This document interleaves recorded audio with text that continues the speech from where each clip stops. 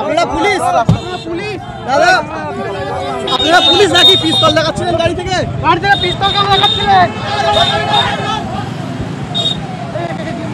দাদা একটু বলো তো, একটু বলো তো, একটু বলো তো।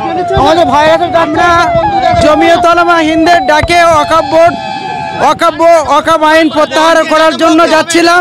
ঠিক এই মুহূর্তে একটা সাম্প্রদায়িক শক্তি আমাদেরকে প্রতিহত করার জন্য তারা আমাদের ছেলেদের দিকে বন্দুক তাক করেছে। আমরা তাকে শান্তভাবে এনে পুলিশের কাছে দিয়েছি।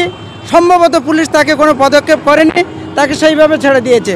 এটা পশ্চিমবঙ্গের জন্য একটা দুঃখজনক কারণ। আমরা সমাবেশে যাচ্ছিলাম, এটা পুলিশ ছাড়লো, পুলিশের ব্যাপার আমরা ঠিক বলতে পারছি না। আমরা আমাদের গন্তব্যস্থলের দিকে এগিয়ে যাচ্ছি। সুতরাং সেটা আমরা বলতে পারি না, ওটা ওদের চক্রান্ত, কারণ এইরকম একটা কিছু করে বানচাল করার জন্য তাদের উদ্দেশ্য। আমরা এই বানচালে পা দিতে চাই না, শান্তিপূর্ণভাবে আমাদের সমাবেশ আমরা সমাপ্ত করতে চাই। আমার নাম মোহাম্মদ আইনুল হক খান।